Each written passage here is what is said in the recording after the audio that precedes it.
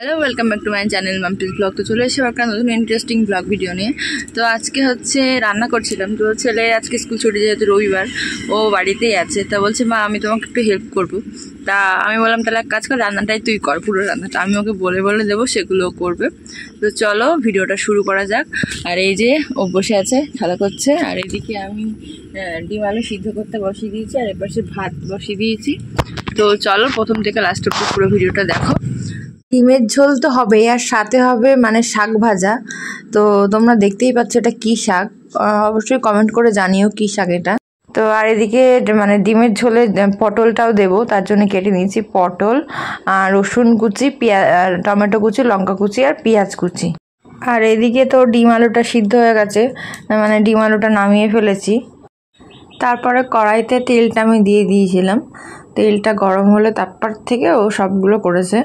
তো তারপরে তেলটা গরম হয়ে গেলে মানে ফার্স্টে পটলটা ভাজা করে দিয়েছিল। ফার্স্টে একটা করে পটল দিচ্ছিলো, এবারে সব মানে বেশি করে নিয়ে দিয়ে তো তারপরে দিচ্ছিল, মানে যেহেতু ফার্স্ট টাইম। আর আমি আমার ছেলেকে একদম অন্যরকমভাবেই মানুষ করব, যে ছেলে বলে কিছু করা যাবে না, সব কিছু ছেলেকে শেখাতে হবে। ছেলে কি মেয়েকে সবাইকে সব কিছু শিখে রাখা প্রয়োজন। তো যাই হোক, হলুদটা দিয়ে আর লবণটা দিয়ে ভালো করে পটলটা ভাজা করে নিচ্ছিল। আমি বলে বলে দিচ্ছিলাম, আর ও সেটাই করছিল। তো ভাজা হয়ে গেলে পটলগুলো আস্তে আস্তে তুলে নিয়েছিলাম আমি।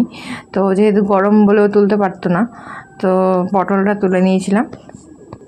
তারপরে যে সিদ্ধ মানে ডিম আর আলুগুলো ছিল, সেই ডিমগুলোকে নিয়ে একটা একটা করে ছাড়িয়ে নিয়েছিলাম। মানে আমি 6টা ডিম, আমি 4টে ছাড়িয়েছিলাম। তা ও বলছে, মা আমিও ছাড়াবো ডিম। তা আমি 4টে আস্তে আস্তে ছাড়িয়ে নিয়েছিলাম। তারপরে বললাম যে ঠিক আছে, তুই তাহলে ছাড়া। তারপরে ওকে দিয়েছিলাম, ও ডিমগুলো সব ছাড়িয়ে মানে আর বাকি যে দুটো ছিল সে দুটো ছাড়িয়েছিল। তো দেখো মানে করছে, আমার খুব ভালো লাগছিল। আর আমি মানে এরকমই একজন, মানে আমি জানেন মানে এখন শুনি মানে অনেকের বাড়িতেই প্রবলেম, আমার নিজের মধ্যেও এটা হয়েছে, মানে নিজের সাথে এটা ঘটেছে।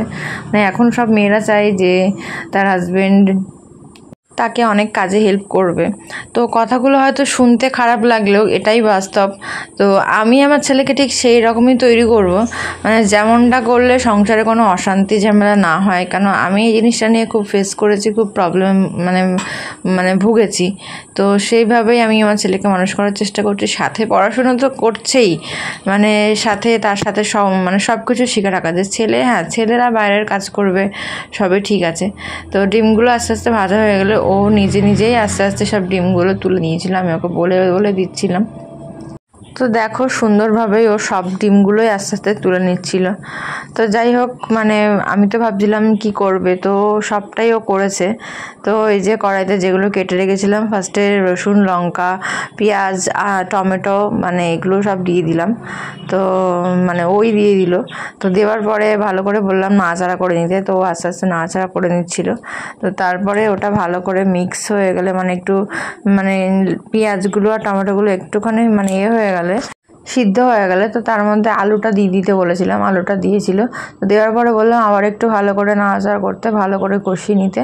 তো তারপরে যে ভেজে রাখা যে পটলগুলো ভেজে রেখেছিলাম সেগুলোকে বললাম সব দিয়ে দিতে, দিয়ে আবার একটু ভালো করে নাড়াচাড়া করতে।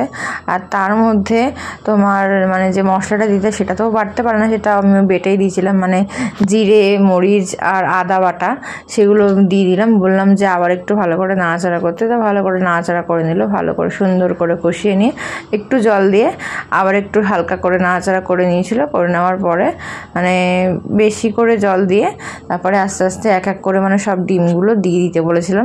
তো যাই হোক, দেখো ডিমগুলো সব দিয়ে দিল।